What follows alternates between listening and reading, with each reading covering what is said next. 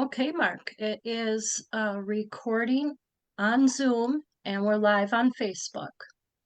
Excellent. So let's go ahead and get this meeting started. Let's call to order at 7:01 p.m. on Wednesday, November 12th.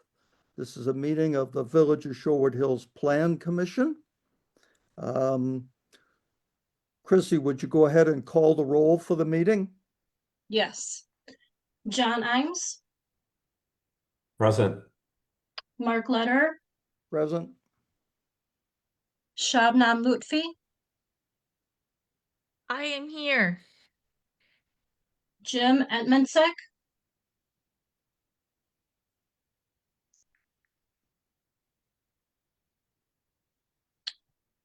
Jim, are you on with us? He is. He's muted. Oh, He's raising his hand. I see him. Okay. Tessa Martin, I'm here. Craig Weinhold, Here, Kara Coburn Ferris,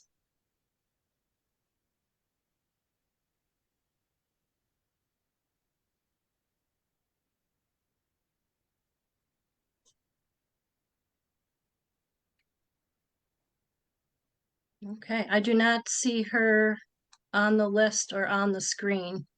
Okay. All right, but we have a quorum.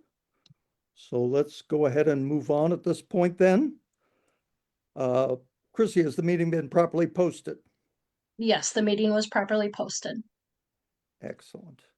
The first order of business for the meeting is the approval of the minutes of October 14th, 2025. I will entertain a motion from any of the members to approve those minutes, and if it's seconded, we'll have the discussion and move on. Is anyone making the motion to approve the minutes of the 14th? I'll make a motion to approve. You'll do that, Tessa. Thank you. Is there a second?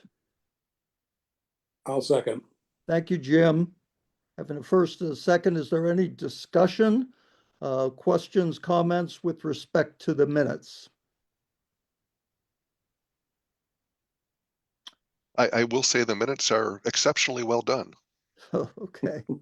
So kudos, Chrissy. Thank you, Craig. Any other comments? All right, hearing none, then ready to vote. All those in favor of approving the minutes of the meeting of the Plan Commission of October 14th, 2025, raise your hand or say aye. Those opposed? Abstentions? All right, so that motion carries. All right. Approved. Okay, the next order of business is public comments.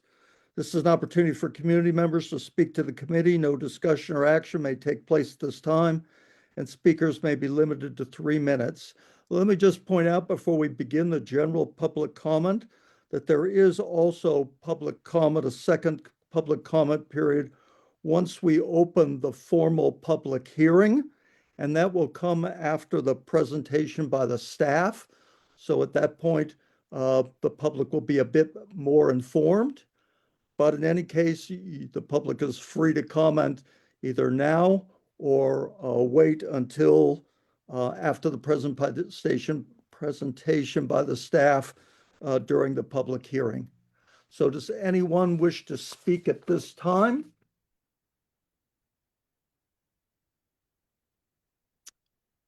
I do not see anyone. Oh, Peter, do you want to speak? Yes. Okay, go ahead. Hi, I'm Peter Lewis. I live on Colgate. Good evening, members of the Plan Commission, and thanks for all of your time dedicated to the front yard setback discussion over the past few months. As you know, I previously wrote all of you in support of Craig Weinhold's robust block face framework because it tied new construction to the pattern that already exists on each block. Now, I understand that the commission has now moved toward a clear uniform minimum 25-foot setback in the R1, R2 districts. And I'm here tonight to ask you to support at least that 25-foot standard. Setbacks are not an abstract number in the code. They are what leave room for green front yards, mature trees, and a sense of space between sidewalk and the front door. And that space is part of what makes Shorewood Hills feel like a village, rather than just a corridor of houses pushed toward the street, towards our village's very narrow streets. A 25-foot minimum is really a modest requirement in a community where many homes already sit farther back. But it also provides a real floor that helps prevent new construction from creeping forward and eroding the established streetscape over time. Because once that happens, and once that space is lost, it's very hard to get it back. So I urge you all to approve the 25-foot minimum so we can keep the village a village and preserve the front yards and wooded areas that define its character. Thanks. Thank you, Peter. Brian, you wish to speak? Brian, you? I think you're muted. I actually just clapped instead of holding my hand, Mark. I'll wait until after the presentation. Although my sentiment won't be as eloquent as Peter's. I think I mirror it, but I'll wait until after. All right, that's fine. Johnny, you wish to speak?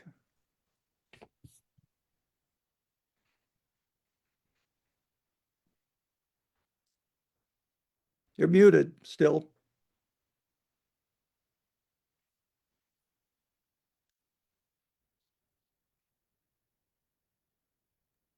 Can you hear me now? I can.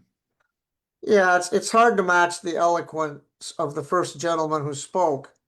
However, I guess if I were looking at this and had plenty of time, I would actually be in favor of a larger setback. But I think here tonight, time is of the essence. We have to have a setback and we have to have it as soon as possible. We probably should have had it several months ago. We probably should have had it a year ago. But it's important to get it in writing and in the ordinance so that it protects the neighborhoods from encroachment of the kind we've recently seen attempted. So I think I ask you all to vote for the 25-foot setback. I think it's a bare minimum. I think it's important. I think to preserve our community, it's absolutely essential. Thank you very much. Thank you, Johnny. Gloria, you wish to speak? Yes, thank you. So I'm not going to say anything new here. I'm going to really just echo what you have already heard, but I think that it's important for the Plan Commission to hear that it's not just one voice, it's not just two voices, it's multiple voices that are watching this issue and are concerned about this issue and support this it's called a block face. I mean, the 25-foot setback. I will say that let's get this put down and codified now. Let's take it to the board now for approval. And in the future, if we need to, we can revisit this. But I think right now, let's move forward so that we can get this taken care of and we can close some loopholes that should have been closed quite some time ago. And that's what I have to say. So I just really want to echo what has already been said. Thank you, Gloria. David DeVito, you want to speak? Yes, thank you. And I apologize, I'm fairly new to this issue. And so I apologize if I'm rehashing some of the things that have already been said. I am here to support the 25 setback. I read Craig's handout and PDF presentation. It was excellent. I think there was a lot of work put into that. It makes a lot of sense. My main issue, outside of other ones that have been raised concerning, green space, aesthetics, safety, drainage, all those things, it's just to me simply, and again, I'm kind of new to it, it's a matter of fairness. When we did a remodel in our house, I was told by the zoning board, we deal in inches, not feet, Mr. DeVito. And our house happens to back up to the Weissman Center, UW Hospital, two brand new Wimmer buildings that we've been here for 20 years. It's a small Chinese metropolis has grown up behind us. And, we bought this lot. I don't complain. We have a nice deep lot, but we've endured a lot, and to think, we're dealing in inches, not feet. Yet someone, it's a matter of fairness at this point to me. I'll get cut to the chase. We shouldn't have to, people shouldn't have to be held to different standards than other people who are using loopholes and complexity to not follow the spirit of what we're trying to do here. And I think Craig's presentation presents a very clear, clean, fair rule. Again, as Gloria said, it can be, we can continue to iterate on this, but I think this really cleans up a mess that we have right now, but also a potential mess going forward. So please support it. Thank you. Thank you, David. Paul Lampert, you wish to speak? I was only clapping for the last speaker, but I also will take the opportunity to say that I totally agree with Peter. We do not want to destroy the character of this village. And anything that is done under the old ordinance will lead to that. So we need to change the ordinances to allow our village to continue to be similar to what it's been today. Thanks. Thank you, Paul. Is there anyone else? There's a lot of people on the Zoom call. Oh, Judith, you wish to speak? Yeah, so in thinking about the old ordinance, my understanding is that old ordinance is very ambiguous and confusing. And what's really important and good about the new proposal is that it clarifies the ambiguity. And so I'd like to, of course, also support it. And I was planning to wait until after the presentation, but I'll add my voice then too. I think it's really important that you hear from the residents why they are supporting this. It's important that the ordinance be clear and unambiguous, and this is a huge step towards that. Thank you. Thank you. Is there anyone else that wishes to speak before we open the public hearing? Yes, go ahead, Ulrich. Yeah, thank you. I want to join the many voices here to support Greg Weinhold's proposal. I want to point out that other neighborhoods have even greater front yard setbacks. Maple Bluff 35, Highland 50 feet, Indian Hills 30 feet. So I think it's not as far as we could go, but I think it's a reasonable proposal Greg put forward. And it does precisely what Judith just pointed out. It gets rid of the confusion we have. And I read through the minutes of the last meeting, which I was unfortunately unable to attend. There, some people said that it would create or increase confusion, and it would be the loud voices. I read through this who call for the new rules. I think it's quite the opposite. Greg Weinhold is certainly not a loud voice. It's a very reasonable proposal, and it has the support. It has my support, my wife's support, and many other neighbors here in this neighborhood, or this part of the village. Thank you. Thank you, Craig. Does anyone else wish to speak? Oh, yes, go right ahead. I see you. Yep, my turn. Yep, your Hi, turn. everybody. So a lot of you know me, but for those who don't, I have been a practicing residential architect for over 25 years in a variety of municipalities around Dane County, as well as the country. And so as somebody who is professionally trained to read and interpret zoning codes, I, of all people, take great care in understanding how important these regulations need to be written and applied. While we all recognize that our existing zoning code was confusing, basically because it's full of commas and run-on sentences and interpretive challenges, I just want to state for the record that I personally have never, in any professional reading of our zoning code, believed that the 25-foot minimum front yard setback was anything other than what was already required. So I just want to say tonight, the debates we've had over language, punctuation, text clarity, obviously the code cannot stay the way it is. But this proposed amendment, in my opinion, doesn't even change the rule. It just brings clarity to what has already been the professional reading of the intent and practice of the code. So it's not a big deal to me in a way. And I just want, it's not going to change any other professional's understanding of how to apply our zoning code. It's only going to bring clarity, and it's going to make every professional's job way more peaceful with our residents as well as with our administrator. So that's all. Thanks for your time and consideration. Yeah. Thank you. Brian, back to you. Do you really want to speak this time? Yeah, no, this time I actually did, Mark. Thank you. Okay, So good. I appreciate it. So the last time I was unable to make this planning meeting, unfortunately.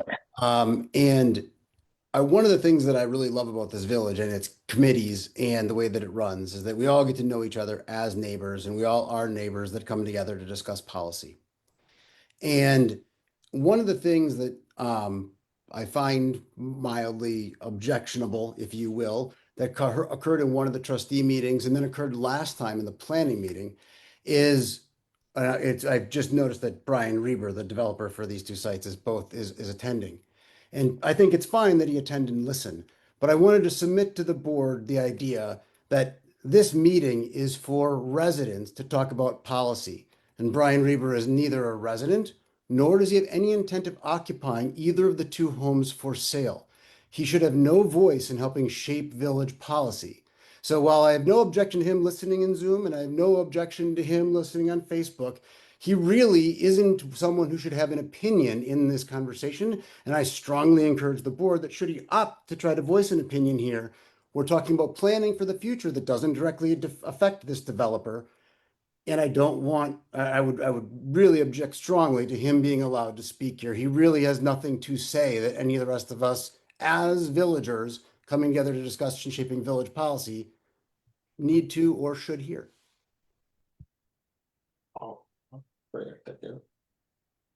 Any other members of the public wish to speak? I don't see anyone at the moment.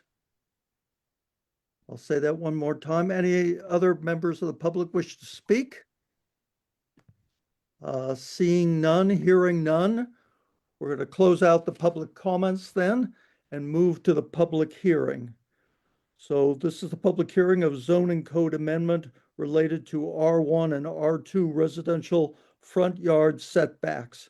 I think we need a motion from one of the members. Shabnam, you'll make that motion to open the public hearing. Thank you. so move. Sure.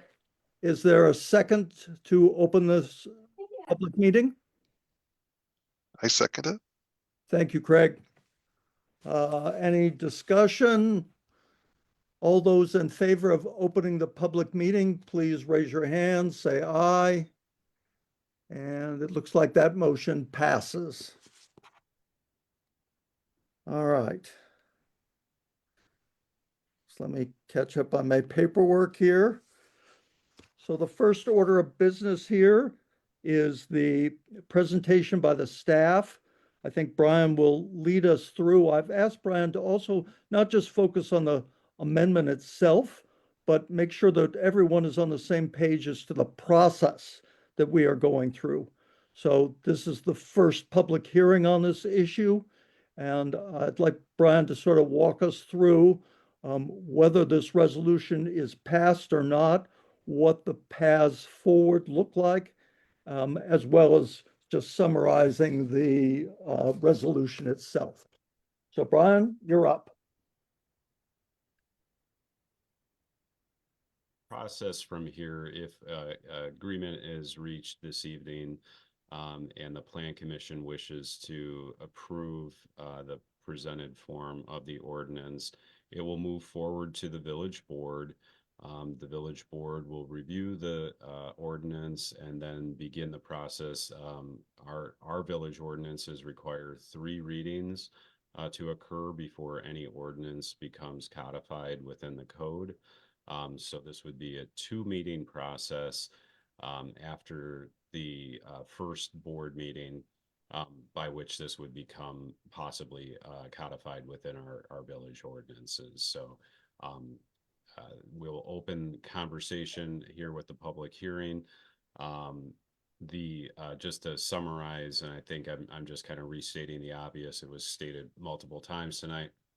The modifications to the ordinance that the Plan Commission is pushing forward helps to remove some of the language, some of the inclusions that were part of the prior ordinance as far as 40-foot buildable depth and corner lot buildable widths. So that language will be effectively removed from the R1 and R2 zoning district as it pertains to the front yard setback. That would make a standard 25-foot front yard setback within both zoning districts. As we discussed at the last meeting, some of the simplicity with that and some of the reasons that it was beneficial for village staff, myself, a lot of the meetings that we will have with future residents bringing forward plans on any project. We'll have a very clear instruction in advance to know how to bring and how to create concept plans with their various project ideas in advance of any meetings, where they wouldn't have to seek additional guidance to determine what kind of a front yard setback they might be working with. I didn't have much in the way of a presentation per se, but I know Craig had reached out. He did have some materials, and I don't know, Craig, are you still planning to share that?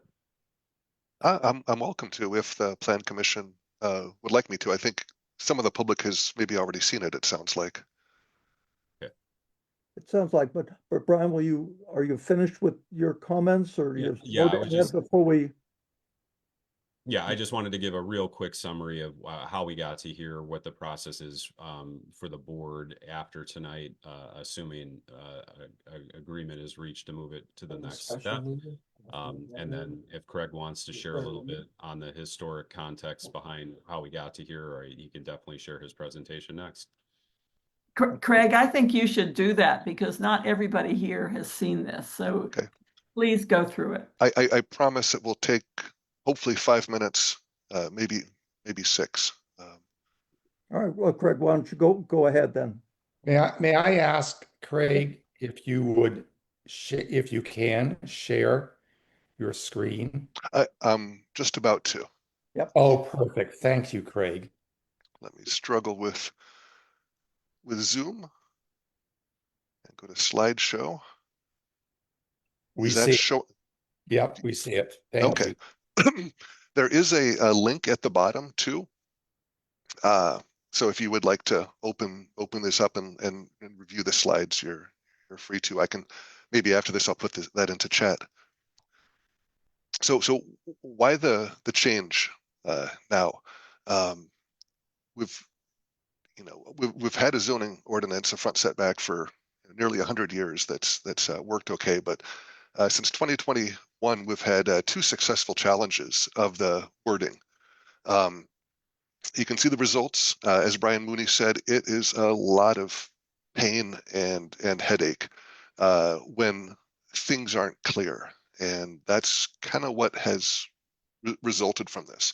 Zoning boards of appeal take a lot of time and effort. There's been a lot of angry neighbor response, homes proposed that seem to defy convention and so forth. And so this change, simply put, I appreciate the words from Ulrich, Mr. Rosenhagen, but I did nothing to write this ordinance. All we did is strike out all the words except for 25 feet. We got rid of all the nouns, all the verbs, all the subjunctive dependent clauses, all the garbage. It's just 25 feet. So all we did is strike stuff.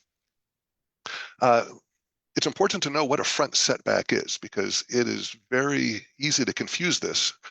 The yellow lines in this picture are the front setback. It's the distance between the house and the front property line. Our code has a minimum setback you're free to put your house as far back as you want, as long as the other setbacks are valid. And things are allowed in that front setback area. In this picture, the porch is in the front setback.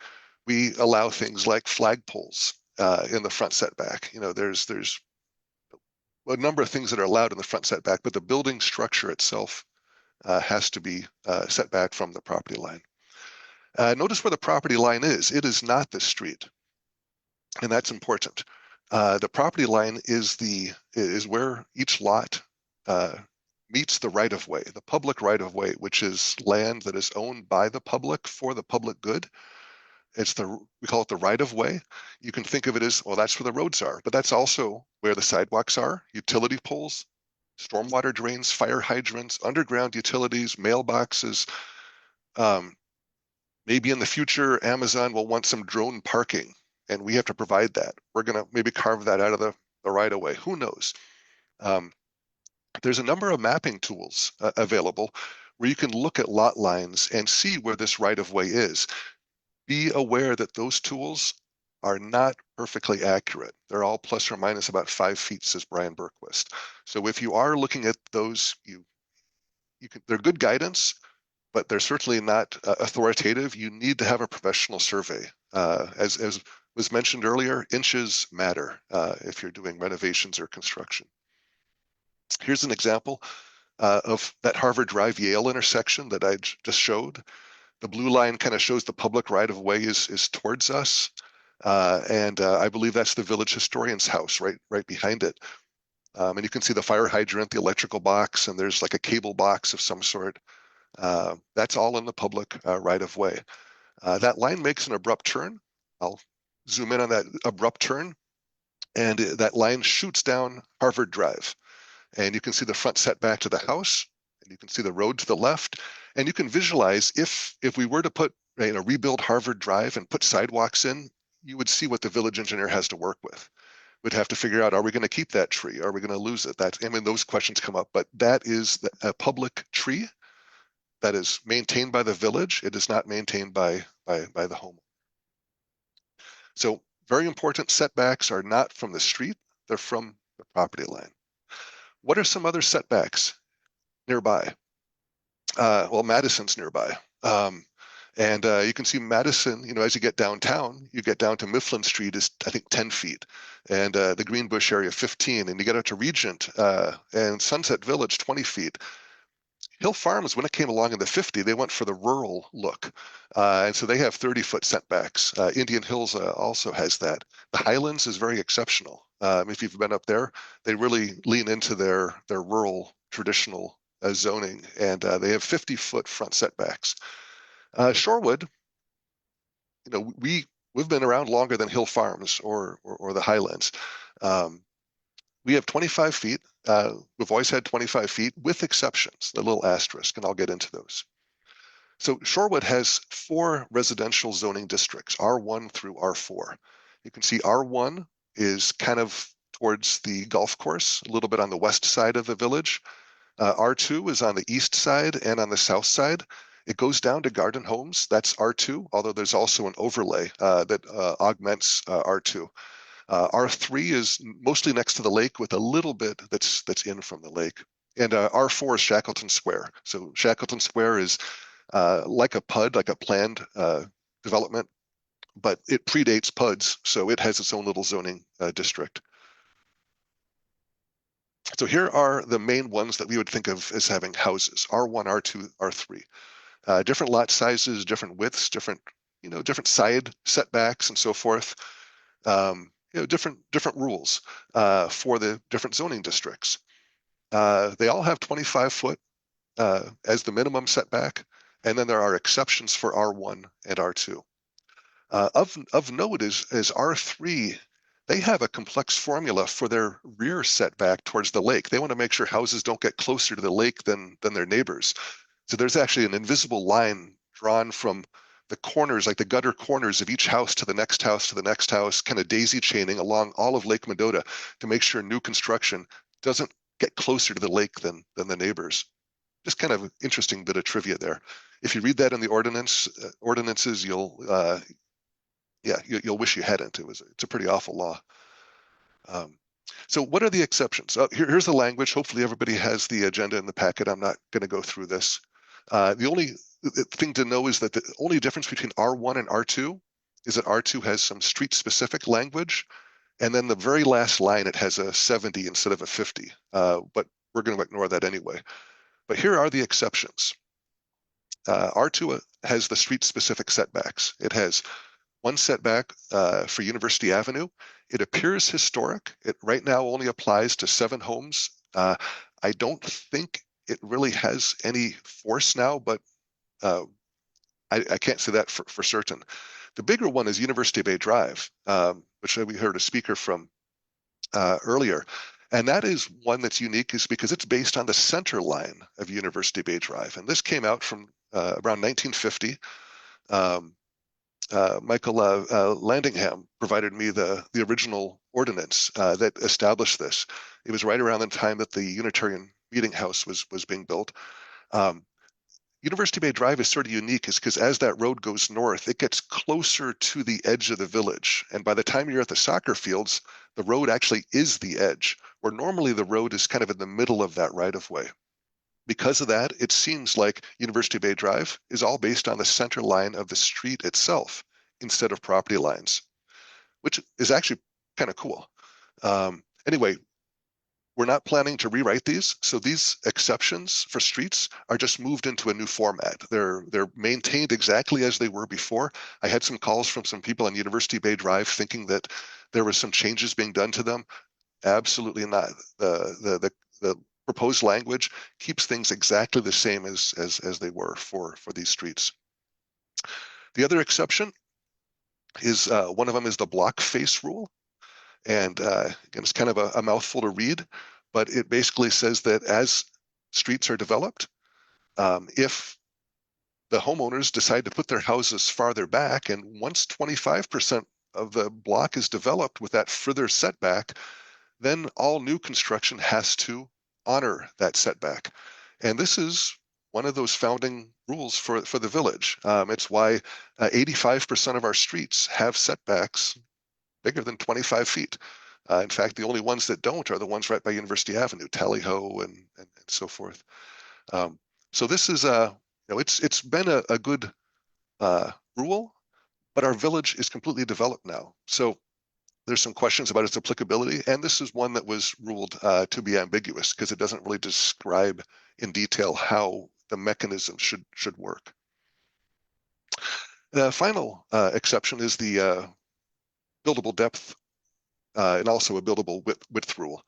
There's really two things here. The buildable width of a corner lot is anchored in lot ownership back in the 1920s or 30s. We can't really find any way that this would apply today, so it's been, I think, ignored for forever. But the buildable depth is still in force. And that basically says that a lot needs to have 40 feet of buildable depth to I guess, supersede other setback rules. There's debate about what this rule actually applies to. Historically, it only applied to the block face rule, but today it's being interpreted as applying to the 25-foot minimum setback. As Mary Tepper said, the ordinance today is actually clear as day and not difficult to read. It's just got a lot of language, and so people have made it difficult to read and have argued that it means things that it doesn't.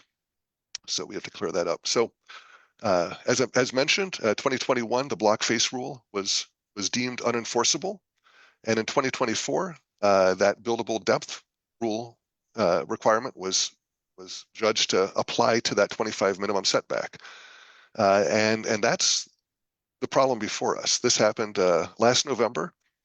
We only learned about it. We had a hint of it in January, but the Plan Commission really didn't learn about this until May or June, when 2 new houses were proposed, one with a 3-foot front setback and the other with a 10-foot front setback. We can disagree about whether these arguments that the developers have used are correct or not, but we definitely agree that the best solution is to clarify the language. The picture on the left is a 0-foot front setback, and that's exactly what the law of the land in Shorewood is right now. Not that you could have a 3-story brick building like that, but you could put a house, right next to the right of way. So you have the redlined version of the packet. And finally, a summary of the red line changes. We eliminate the buildable depth requirement, eliminate the buildable width requirement, eliminate the block face rule, and write the ordinance in a robust indented layout, which makes it easier to make changes to it without changing the meaning. Finally, last slide, I promise. What about houses that have less than 25-foot front setbacks today? And I've highlighted the 2 things that this law changes. Just know that everyone's grandfathered in. Houses destroyed by fire, flood, disaster, whatever, they can always be rebuilt on the exact same foundation. There's no issue with that. If you were to demolish a house and build a new one in its place, you would have to use the setbacks, the current setbacks. Also, for remodeling, you're already prevented from making changes to the front of your house, but things in the back and interior are just fine. The only change is that if you did a side renovation that tried to come forward to the same front of your house as you have today, that would require a variance. So again, this only affects houses that have less than 25-foot front setbacks, which is not many. And that's it. And there's the link again. I'll put this into the chat. And I think we can stop and continue on, Mark. Yeah. Brian, did you have anything more you wanted to add? Because I think we're getting close to the point of opening this up for public comment and questions again.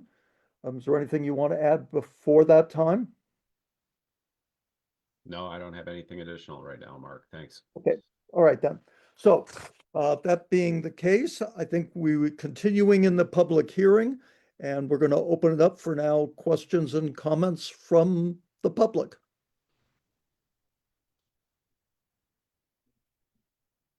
Carol Lee, you want to? Yep. Mark, you were talking about the strategic plan as being a very useful instrument in trying to make decisions in the village. So I spent a lot of time going through that strategic plan presentation. And here's what I pull out of it. The top 3 votes that people consistently find as being important to the village is its location, it's peaceful, and it has a sense of community. Then we have good parks and rec with open space. The other piece was that they said what makes our village so special was essentially the appearance, that it appears open and welcoming. The other thing that came out of that strategic plan was that you constantly saw this theme of neighborhood and community feeling, and they thought that that was really key. That neighbors got along with each other, that they talked to each other, that it's a neighborly group of people. And so I decided that I should also point out that this piece of planning that has occurred, not just here, but also onto Crestwood, had more people irate than people want to even think about. And it turned into some nasty arguments, uncomfortable meetings. And I think that it's all as a result of somebody who knows how to use the loopholes to get away with whatever they want to get away with. I do not want to see us go for more diversified housing at the expense of losing our village feel. And I also found one statistic in that strategic plan, which, by the way, seems to be very out of date now, but it did say that, did you think diversity of housing was essential for a good, strong community? And that only got 10% of the votes when it was given 100% scale, when they said, what is it that's going to make this community really healthy and wonderful? And they didn't, diversified housing didn't come out well.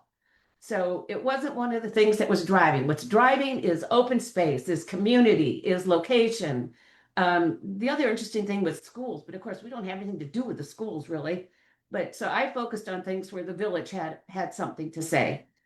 finally, I'm going to keep this short. I could go on because I did give you a letter where I laid out a bunch of my other parameters. But I would just say that good zoning makes for good neighbors. And we do not have good zoning as of today.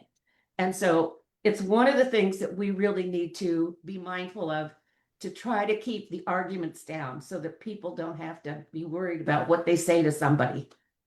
So good zoning, good neighbors. Thank you, Sam. Anyone else wishes to speak, ask questions, make comments?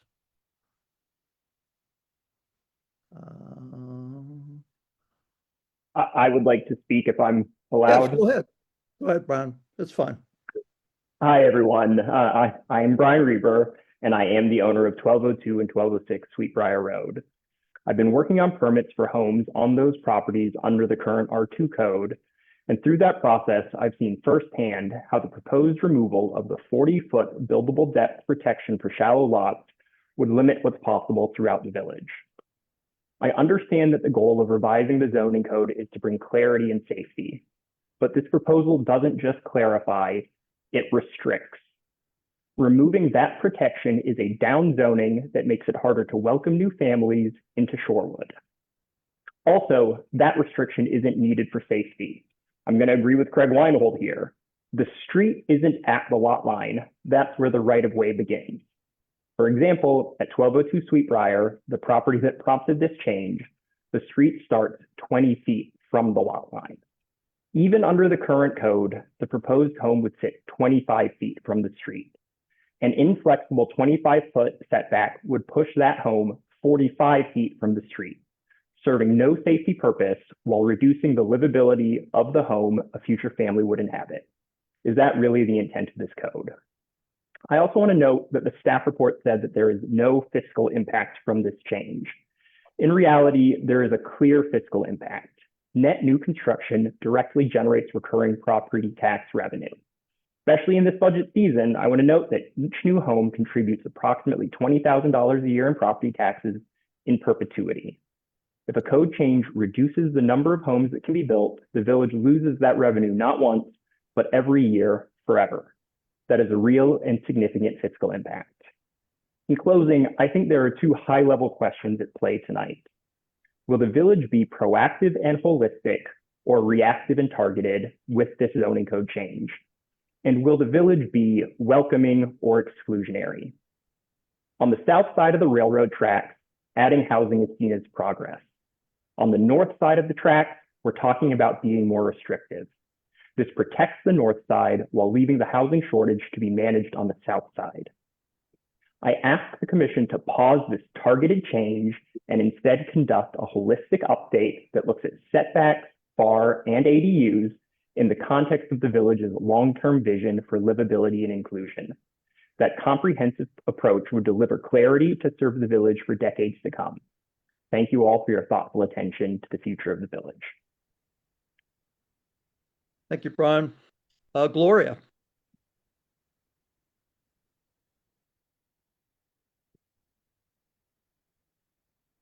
Gloria, you're muted.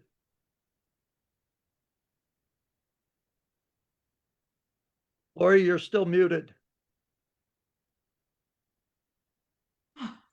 There you go. And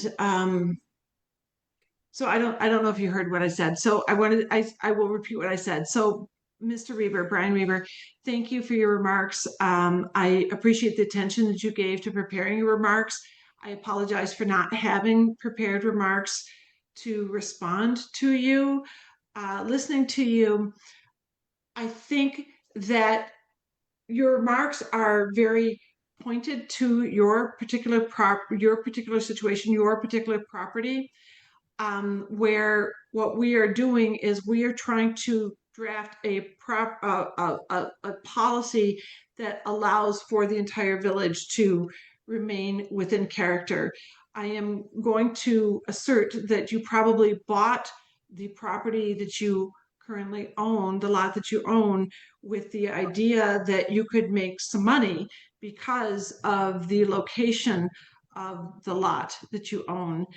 And I will say that I have gone through, I myself have not rebuilt a house, but I have assisted in a house being redeveloped, being torn down, and being reconstructed. And I have been in front of zoning boards, and I have listened to neighbors request variance. And I do think that the 25-foot setback, I will reiterate what I said before at opening remarks. Maybe you weren't online yet, but I did say that I think that right now we need to codify this. It needs to be voted, in my opinion, today by the commission tonight to approve this 25-foot setback so that we have a basis from which to work going forward. That does not mean that this issue will be closed forever. This issue can be taken up later. I think that what they did with striking this policy with the red line, I think what they did is they really brought they just really simplified it and made it more common, plain language that we can work with going forward. I think that if there were a situation where my own house, I don't even know how far I am from the lot line. I might be maybe 25, maybe 29 feet. I don't know. I'd have to go look at my survey. But my own house is very much in keeping with my immediate neighbors. And I think that my immediate neighbors don't have a problem with the way my house is because it fits with the neighborhood, even though my house isn't cookie cutter, just like everybody else's house in the neighborhood. But I think that when you are building, I think that if you have a standard that everyone can understand clearly, that the village administrator can understand clearly, that the staff working for the village can understand clearly, that people who are wanting to renovate their houses or tear down their house or rebuild their house can understand clearly as a fair and just policy that applies to everyone, that's your starting point. And after that, if you want to have a variance, my experience with variance is that you apply for a variance. And then that you go to your neighbors and you talk to your neighbors about, well, this is what I want to do. This is why I want to do it. You show them your plans. You invite them to interpret, have an opinion.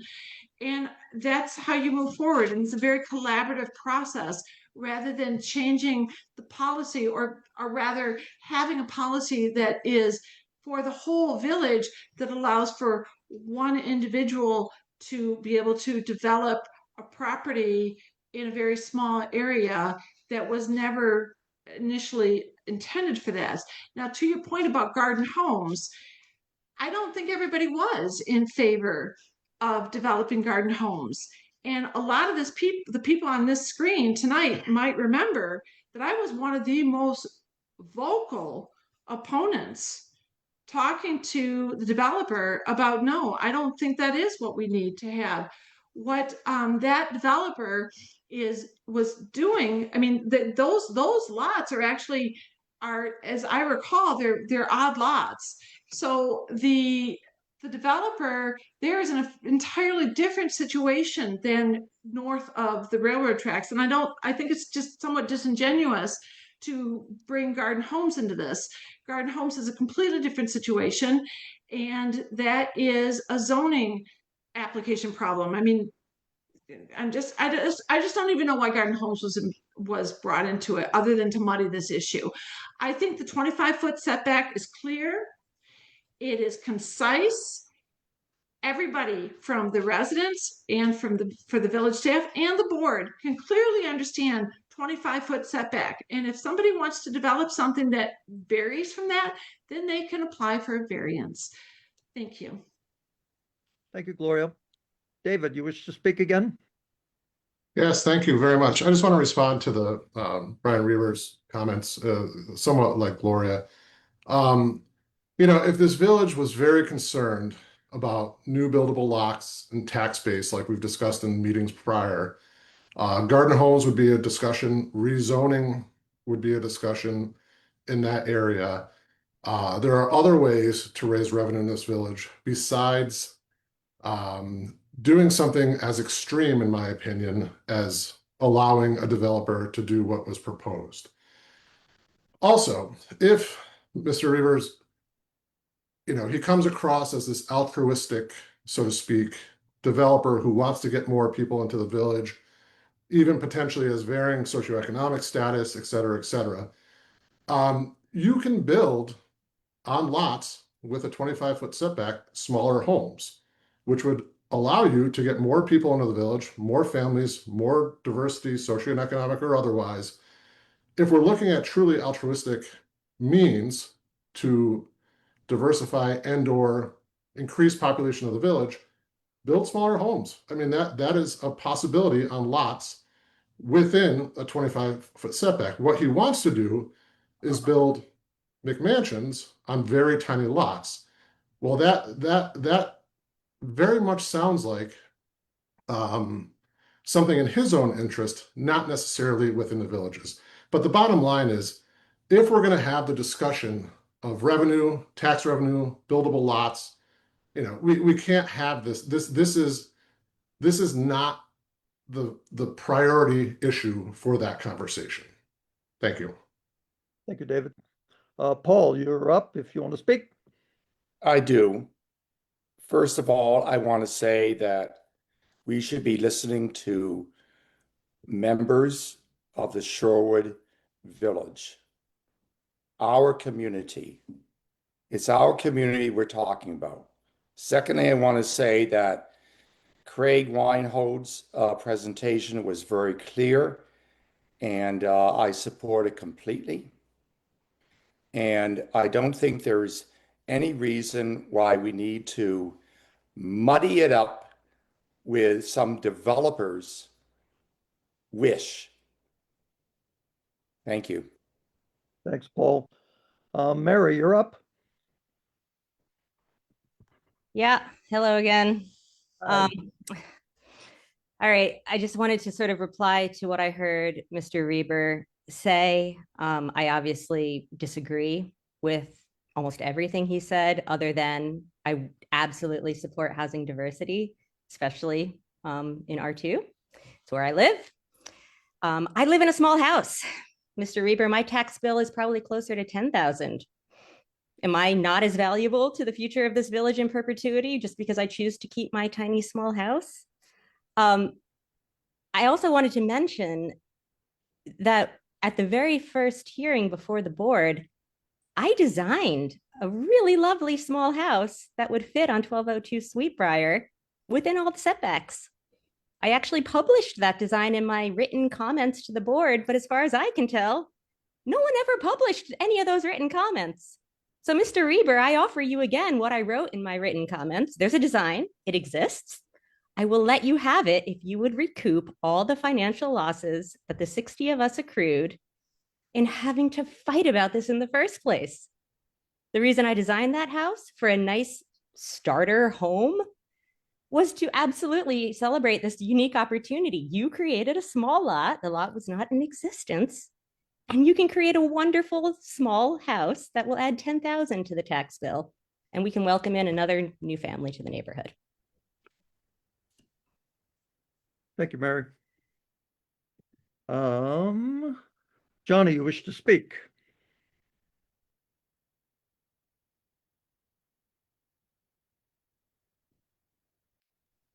Johnny, you're muted.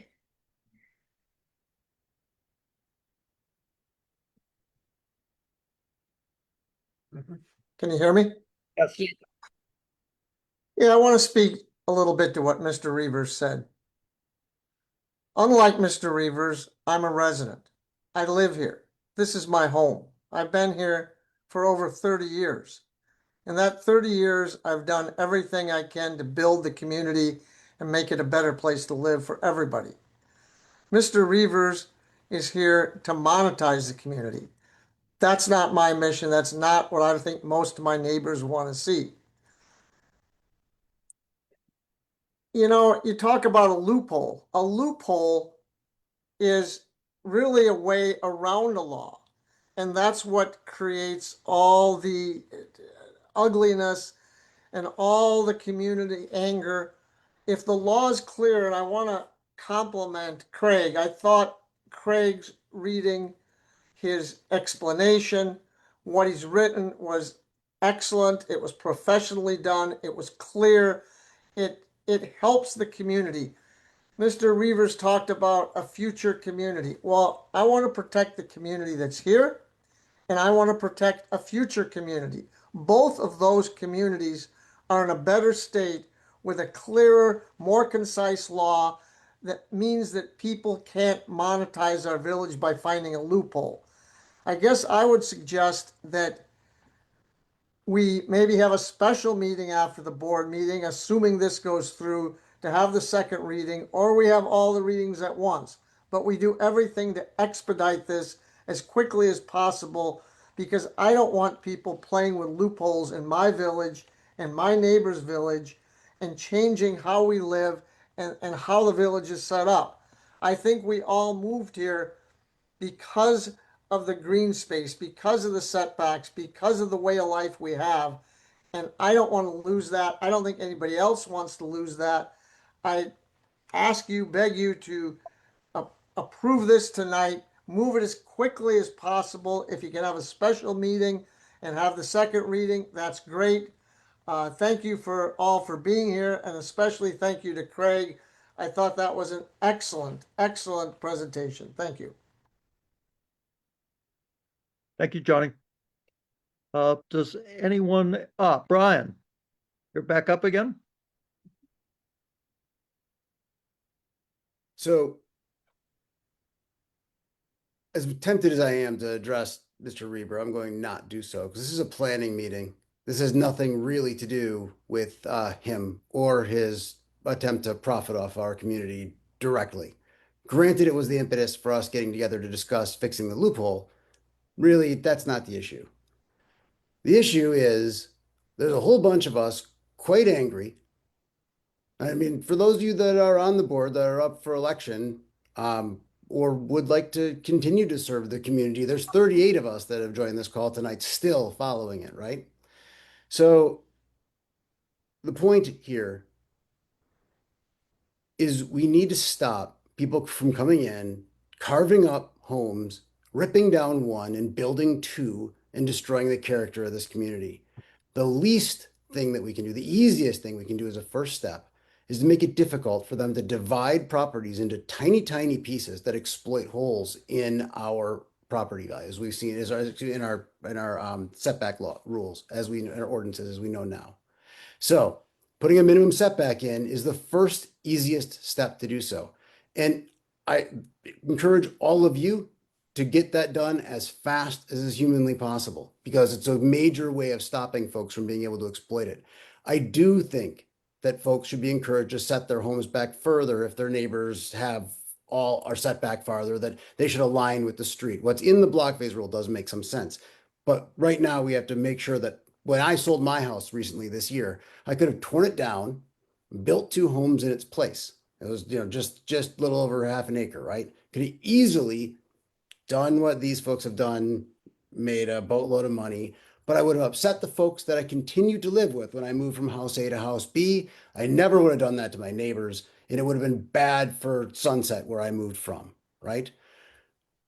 We need to find a way to put in a law or change an ordinance, in my opinion, in the long term. This is for the planning commission portion of it, to stop opportunistic development here. It's one thing if you want to develop a lot, buy a lot, build a home and live here.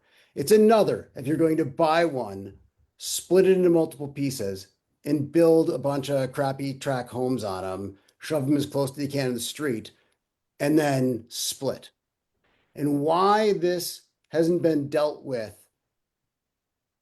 why the rest of why John, sorry, I don't need to go into this whole particular episode, but that is what we need as planning commission to make sure that we don't allow our village to have happen to our village. We can't be victim to this kind of thing again.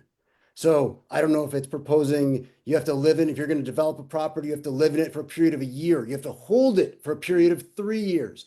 Whatever, there's a number of ways we could phrase, if you're going to build, you must hold for a period of time to stop people from building and flipping lots.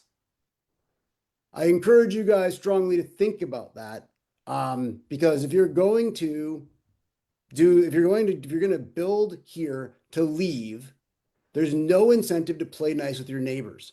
Our whole code is built upon the fact that we notify our neighbors, we talk to our neighbors, everything's far away from our neighbors for the fence line.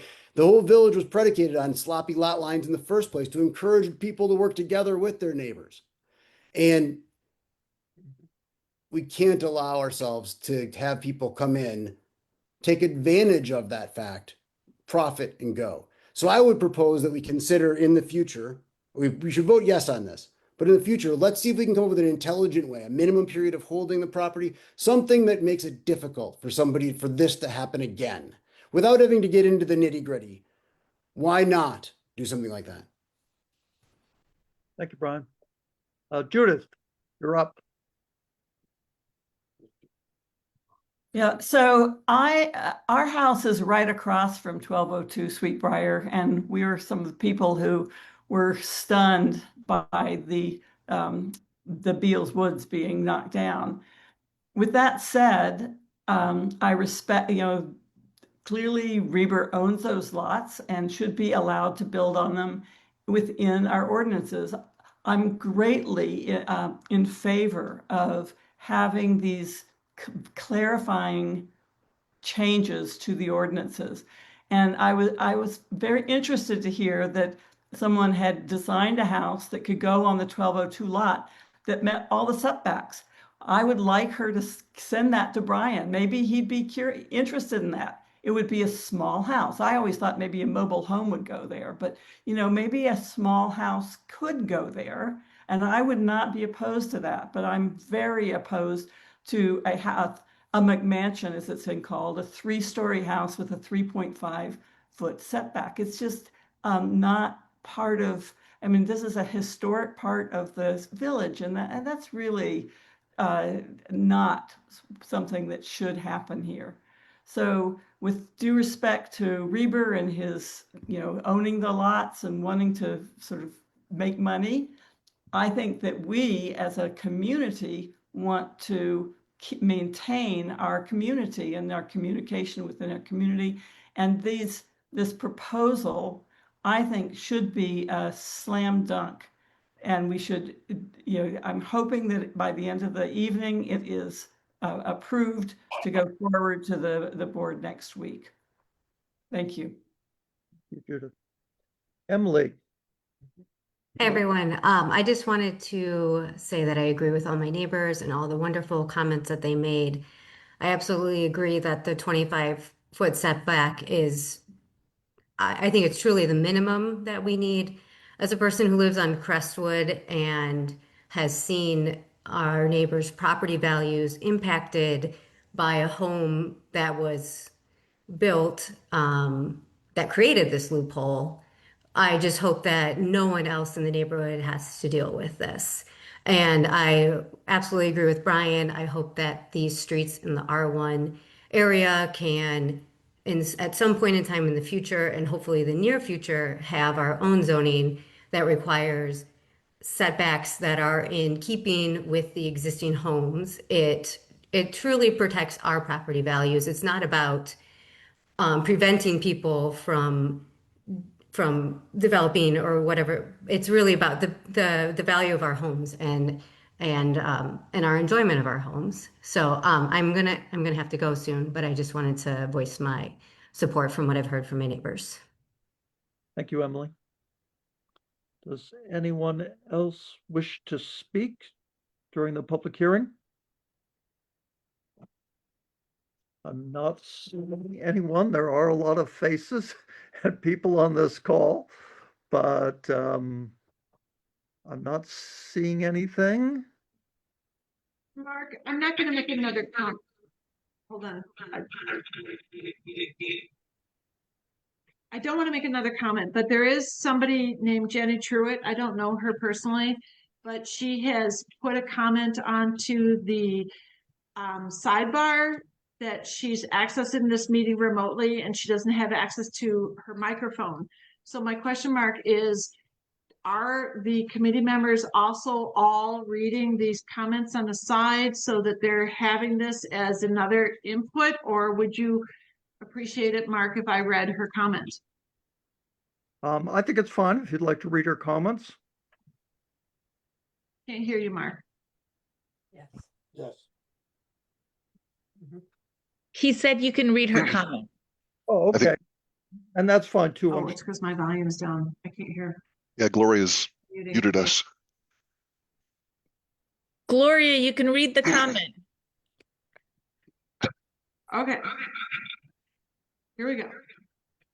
It's, again, it's not my words, but I do tend to agree with her. It's Jenny Truitt, and her pronouns are she, her, and she says, I'm accessing this meeting remotely, so I don't have access to my microphone.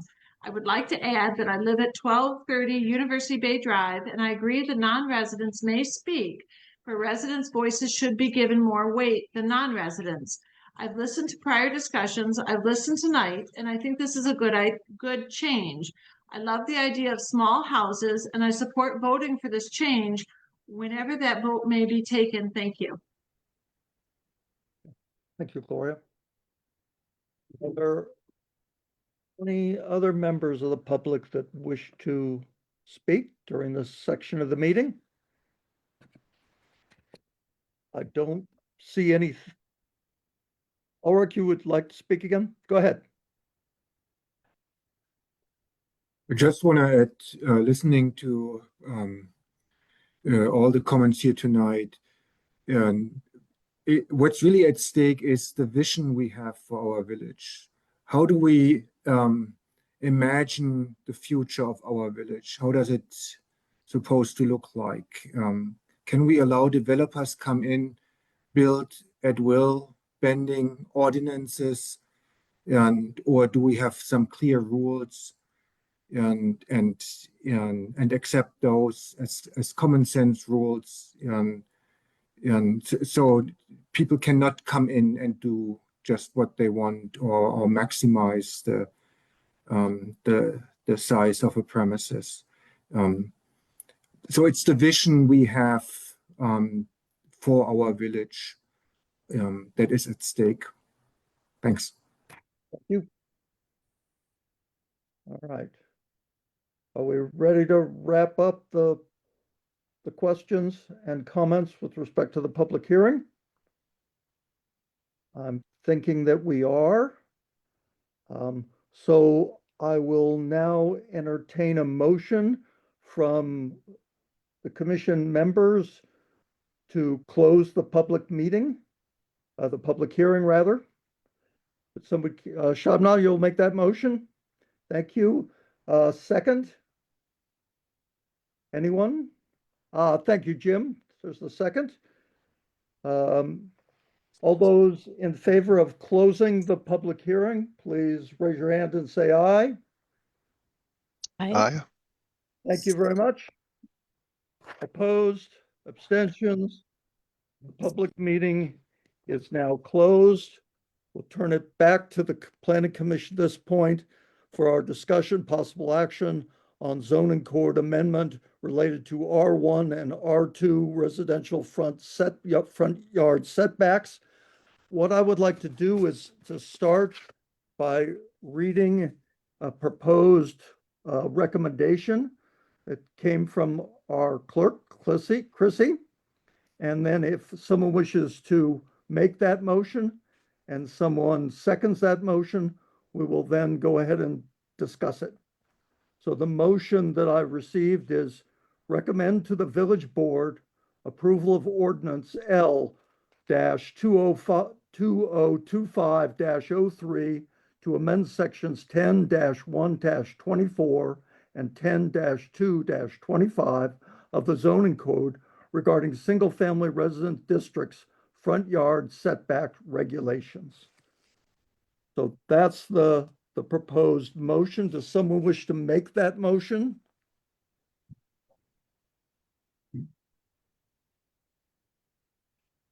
Kara has her hand up. Oh, okay. So I move that we, can you hear me, Mark? And now go ahead, Kara. Okay, sorry, and I apologize for being late. I didn't realize that we were voting on this again. So just consistent with our vote at our last meeting, I move that we support the proposed ordinance. Okay, so you're supporting the proposed motion. that I just read? No, you didn't make a motion. You just read the ordinance and you were asking for that a motion be made. So I was making the motion. Were you No. making a motion? I was reading the recommended motion that the village clerk had provided to us. I'll read it again, just to be clear.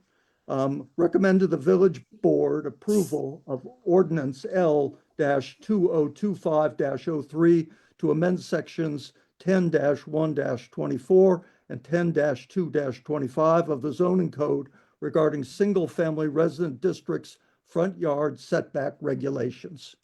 Yep. So I move that we recommend to the board approval of the setback amendment. Okay, the motion that I read. Okay, is there a second? Shabna, do you second that motion? I second it. Fantastic. All right, so having been first and seconded, we can open it up for discussion. Any members of the Plan Commission wish to discuss the motion? Can I just say something real quick? Go ahead. I'm gonna just assume that Chrissy wrote this because we did kind of screw up one time with the motion, and so just having it very clear, exact, is why we are doing this. Like, Kara, you got it right, but I think we're just trying to clean up by referencing the specific language. Yeah, ideally, it would have been a part of the packet, which is the way we normally do it at the board, just to make it very clear between both the members of the commission or the board, as the case may be, and the village clerk, who's responsible for recording these things, that they get it right. So I appreciate Chrissy providing that. Any other comments, discussion on this particular issue with respect to the members? I don't see any at this point. So does that mean we are ready to vote on this issue? I take that Looks as like we are. a yes. Okay. All right. So Chrissy, on this one, can we go ahead and do a roll call vote? Yes, I can do a roll call vote. Perfect. Can I make a comment before you do that? Because I just want to provide a little bit of context. Yeah. Because I'm supportive of the motion, and I think it was clear at the last meeting, but just for everybody watching, I just wanted to say I'm not against housing. I'm not against diversity of housing. I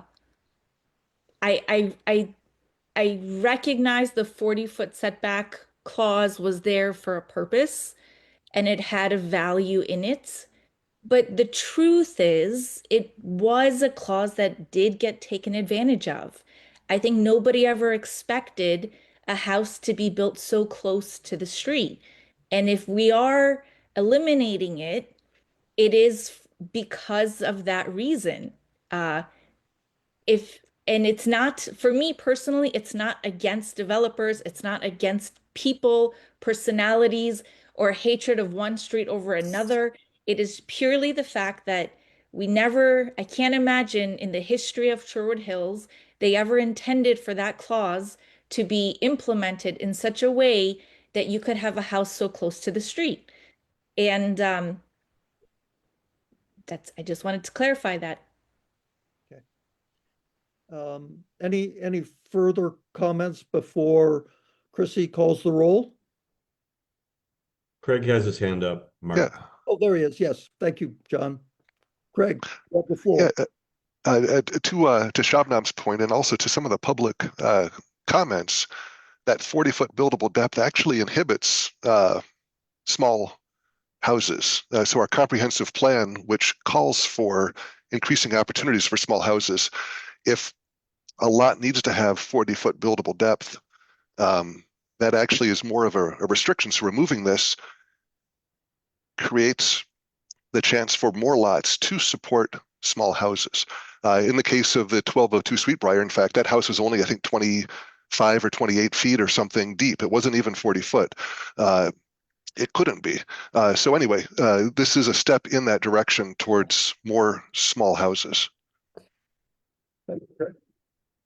and I'll just make one more comment to Go for ahead. what Greg said. It's if you go around the neighborhood and you use one of those trackers to see how far the houses are, 25 feet is really not that much. So for people who are supportive of property owners, property owner rights, to ask for 25 feet it's not a lot. It's very insignificant of an ask. Just wanted to put that there too. Okay. Any other discussion, comments before we move on to the vote? I don't see any. So Chrissy, you can proceed with the roll call. All right. Imes, Yes. Letter, I'm sorry, did you call me? yes, sorry, Mark, yes. Okay, it's me. Yes. Lutfi, Yes. Edmondsack, Jim, you're muted.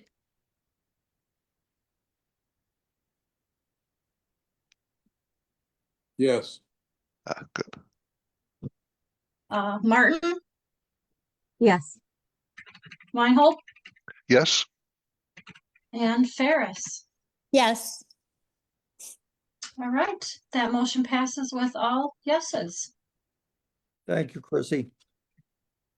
I think we now will go on to item 8 on the agenda, discussion for the floor area ratio considerations, basement garages, accessories, dwelling units. Brian, did you have something you wanted to start this discussion with, or was this an item that was suggested by one of the members of the commission, or how do you want to proceed? This was just to decide what the next topic was going to be in our ongoing discussion on a few of the matters that were before us for consideration and potential ordinance modifications. So this just kind of differs. When we originally began this discussion a few months back, we had a number of different topics in front of the commission. We kind of focused in on front yard setback, and a couple of them went sort of to the back burner. So this is just an opportunity more or less to see which one we would like to renew as our kind of focal point moving forward. Okay, thank you, Brian. So do any commission members wish to address any of those issues? I'm sorry, Mark. Go ahead, Shepard. Are we talking about agenda item number 8, the floor area? We are. And which one of those specific items in parentheses? They're all fair game.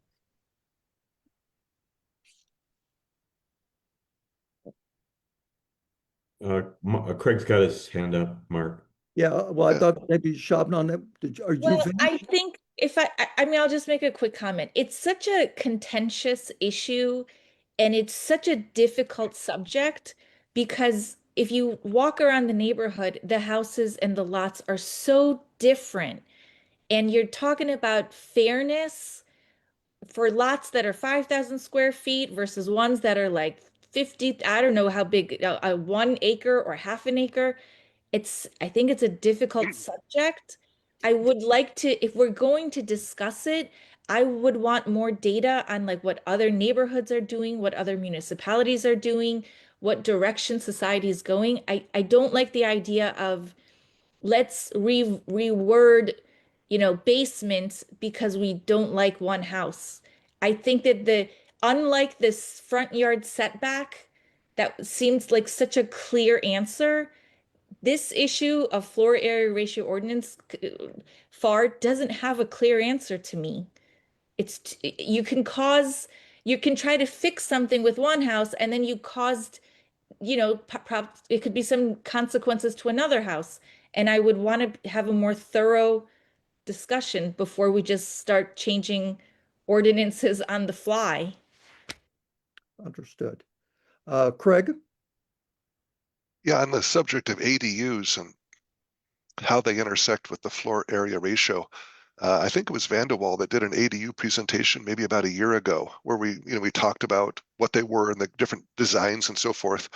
I really think we need to ask Brian Mooney to bring them back in and have a look at our ordinances and see how ADUs would fit. I mean, they're called out a couple times, but like to Shabnam's point, I don't know how to allow them without, potentially having some adverse effects to other ordinances. And I think if we want to move forward with ADUs, which is a big topic, and it's something that's in our comprehensive plan, we really need to engage professionals to offer guidance on how our ordinances can be updated for that.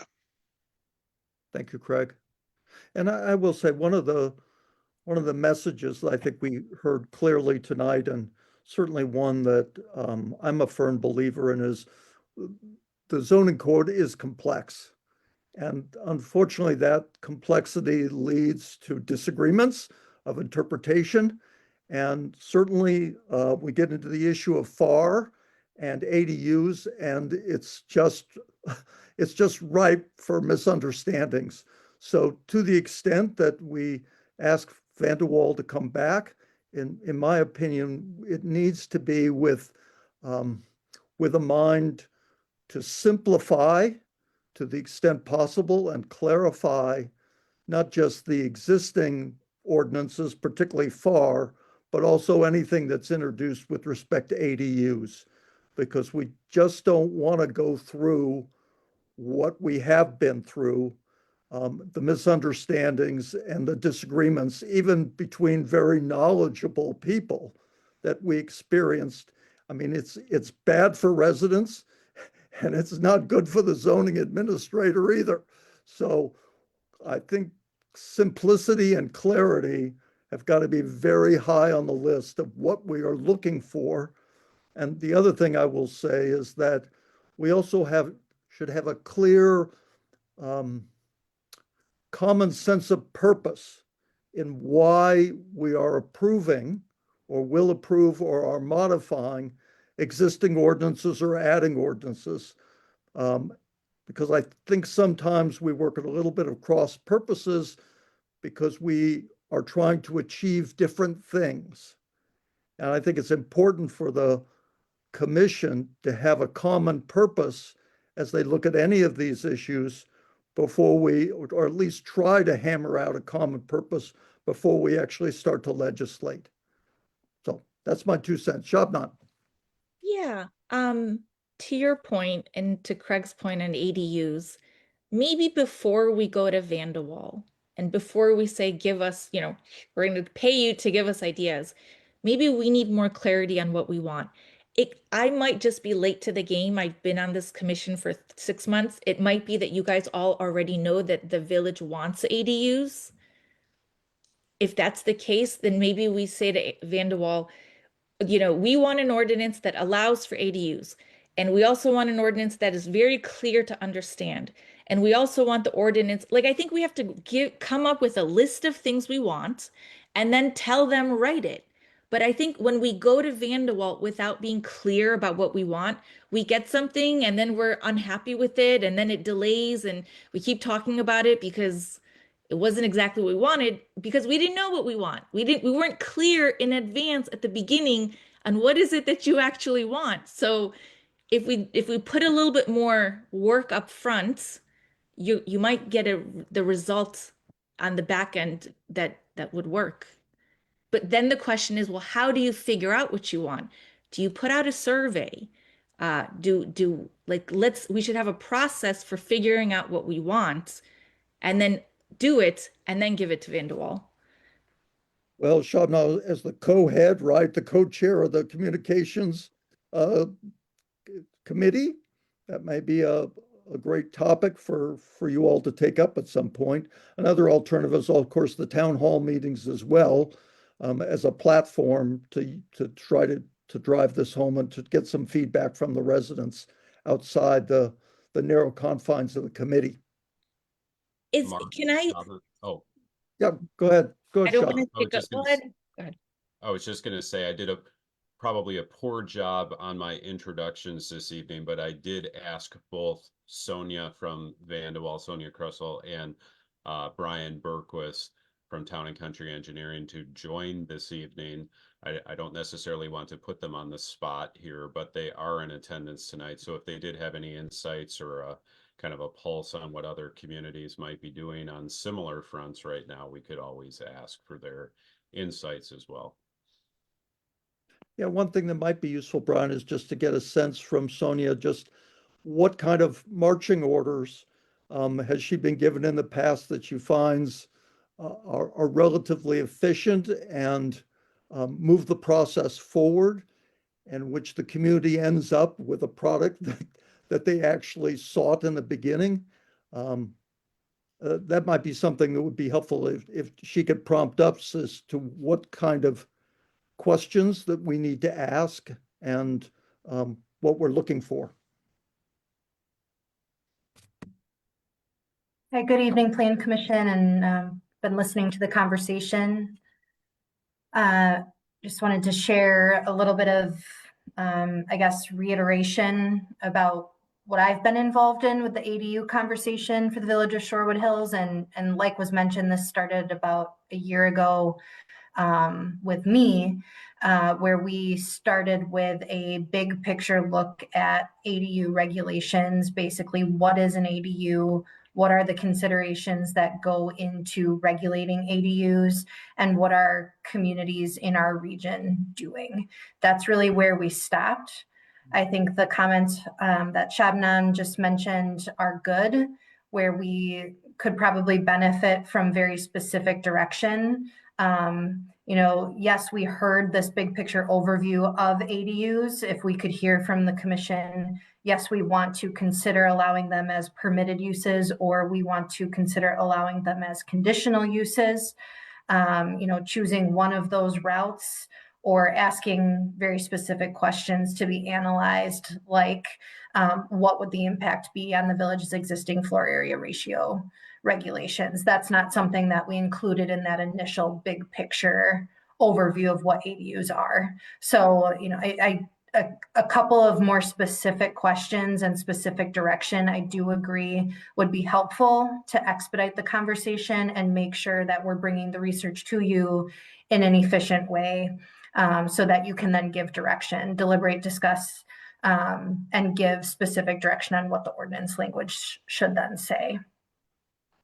Yeah, that may be the way to go, to focus more on the questions than trying to kind of design the process up front, but just to pose the questions that most concern us. I mean, for instance, one of the things I'm concerned about is the village doesn't have any architectural standards, any architectural guidelines. As long as you meet FAR, you meet the setbacks, so on, you can build basically whatever you want in terms of design and color and style and so on.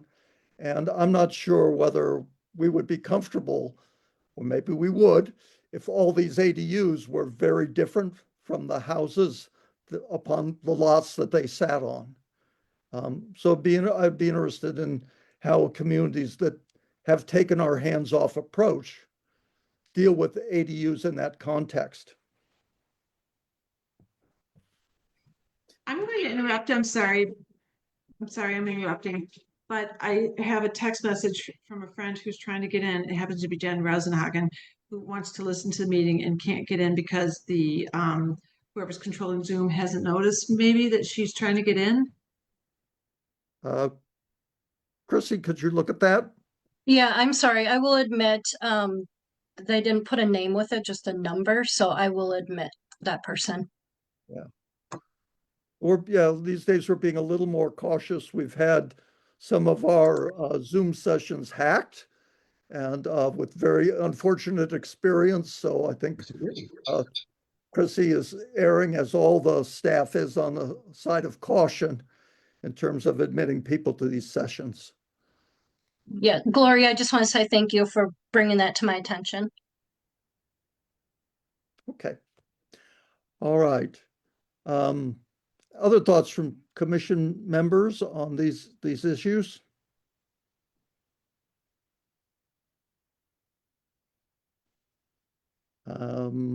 Doesn't look like anyone else. One more thing. Oh, Mark. go ahead, Craig. At the last meeting, I briefly brought up the idea of FAR credits for things that are in our comprehensive plan. And I guess that's something we don't have to discuss it, but I would like the Plan Commission to sort of think about it and maybe add this as an agenda item for the future. Is if a homeowner does things like, rain gardens, or if they keep the height of their property below the maximum, or if they do, this or that, or they preserve trees or whatever, that could translate into credits towards FAR, which, maybe then could be used for an ADU or something. I'm not really sure. I mean, I obviously don't have any specifics, but I think it's an interesting avenue that gets to our comprehensive plan while also providing people more control over their floor area ratio, which right now they feel kind of helpless about. Yeah, I think another issue that's come before the commission is just the sheer complexity of the FAR ratios.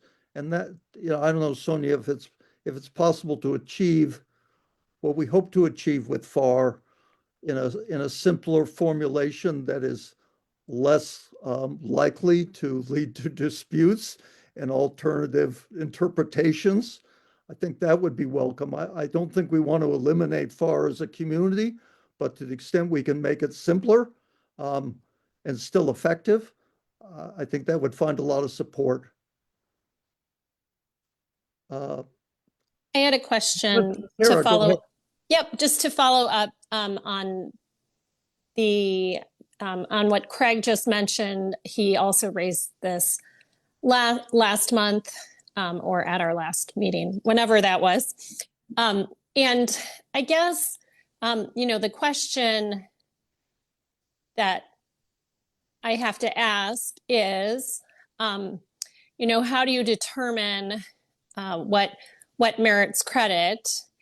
And, just by design, if you're giving credits that then would allow for some sort of variance or different application of something in zoning code, then I think, by nature, you're kind of setting up a pecking order in terms of zoning code. And I'm just curious how he might envision that that setting of those values being done. And I guess it gets kind of to the question that Shabnam raised earlier, which is sort of how do we decide what we want to do? And I think we hear from community members and our neighbors, and we want to be good neighbors. And I think we want to do things that are for the collective good and in the public interest. But when it comes to tinkering with zoning codes or ordinances that have developed over a long period of time, what gives us the knowledge and the understanding to go in and make those sorts of judgments? Thank you, Kara. Yeah, if I can respond quickly. Yeah, it's exactly the question that's before us is how can we do that objectively and fairly? I think it's just kind of an interesting avenue, though. Our comprehensive plan asks for things like a zero entry for elderly or disabled people. It asks for things like bedrooms or bathrooms on the ground floor, which many our two-story houses may not have, and or maybe things like green space. I think our current ordinance says, whatever 30% of the lot has to be green space. What if someone says, oh, I'm going to have 50%? Is that something that we value enough to say, oh, you're doing 50%? Well, good for you. Here's an extra 100 feet or something. Again, these are just completely kind of random ideas. We would absolutely need to make sure it's bulletproof and fair. And represents the comprehensive plan and our collective values. So, yeah, spot on, Kara. Other comments from commission members? Looking, I don't see any. This was the last discussion item on the agenda. So we would be moving to future agenda items and adjourning the meeting. So last chance, going once, going twice. All right, then let us move to agenda item 9, future agenda items, other than the one Craig's already suggested with respect to FAR credits. Is there any other agenda items commission members wish to add to our growing list? Well, I think that referral one, if we've been referred something from a ZBA, shouldn't that be automatically an agenda item? I mean, I would put that to the front of the queue. If I'm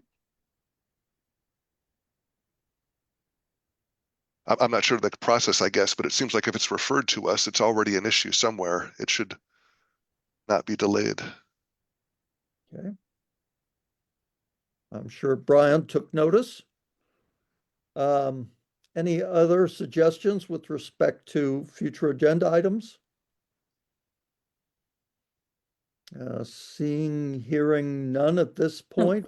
I was just going to say, I was just going to say that I don't know that we're obligated to take things up immediately that are referred to us from the ZBA, but I do think that that has been a tricky code that it would probably be helpful to the village to address it sooner rather than later. So, yeah, thank you, Kara. It might be able to be paired with the retaining wall regulation. In the city of Madison, fences and retaining walls are essentially treated the same in terms of height and setbacks and that sort of stuff. We might want to, think about the same. So maybe put those maybe put them side by side, and if they happen to merge, that's good. Okay. Any other suggestions for future agenda items? So Mark, is there a process? Like, how does this get decided once we provide our input? Is it then John decides?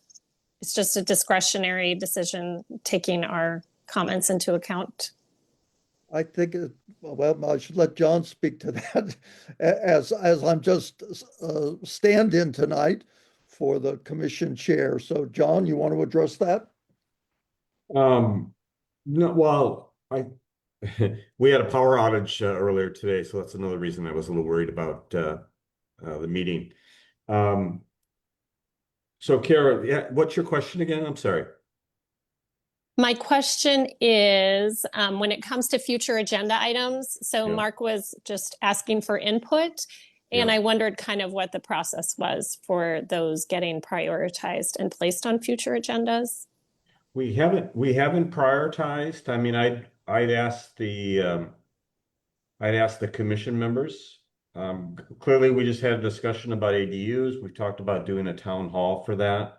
Some of the policy considerations and community comparisons, that might be something worth taking on. I have not heard anything on UBay Fields lately. Wimmer, I don't think Brian, will Wimmer be part of the Plan Commission? That will be a part of it, but right now that has been slightly delayed. I mean, it was delayed originally, came back on the radar, and now it's been delayed a little bit longer. I think it would be worthwhile taking on the fence issue, since that was a referral. The multi-use path, we're waiting for funding on that. We haven't heard anything on that at all, Brian? Because that was federal funding. And then Craig mentioned the retaining wall regulation and the off-street parking requirements, again, which were part of the ZBA's consideration. So I don't have the answer for you. I mean, I would work with Brian on prioritizing what's next for the Plan Commission. Clearly, what we did today, I think, is important, and I share the point of view that the board should expedite this approval process for this 25-foot setback. So we can talk about, what's the best way to do that. We do have to do it over 2 meetings, 3 readings. And whether or not we decide we're going to do a special meeting.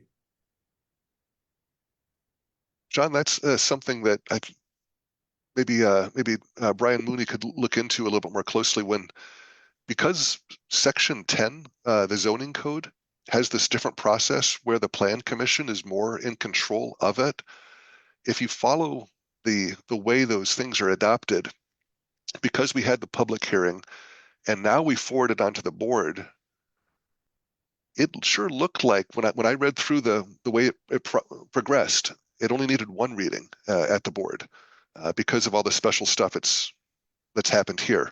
If this was just an ordinance out of the blue on any other section of code about CSMs or something, then it would require the 3 readings. But it'd be nice to verify that. Yeah, I think we can verify that. The last that I heard from Chrissy was we needed to do the 3 readings. So I have to. That one we did run by a village attorney, and You did. Okay. Because 2 meetings, three readings. So earlier this year, we had an e-charger, an e-car, like a electric charging station. All sorts of changes to the zoning code, all sorts of new language. And I have no recollection of public hearings for it or 3 readings for it, but it went from Plan Commission and it's in our ordinances now. And I was trying to find any record.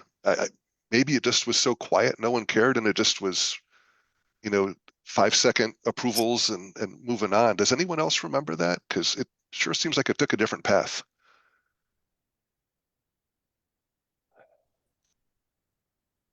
I'm not sure, but I guess I would defer to the village attorney on this one.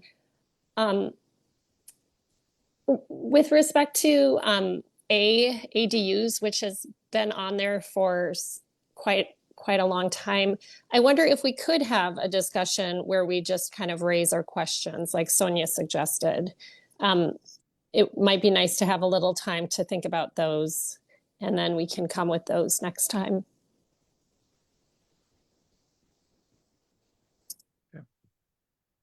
Good suggestion, Kara. Thank you. Are we ready to adjourn tonight then? Is there a motion to adjourn? I'll motion to adjourn. Thank you, Craig. Is there a second? Thank you, Kara. All those in favor, please raise your hand or say aye. Aye. That motion carries. Thank you very much. Appreciate your help, Mark. A lot better than I thought. Good work, Mark. Yeah. Okay. Appreciate it. Have a good evening. Yep. Thanks, everyone. Okay. Thanks. Bye.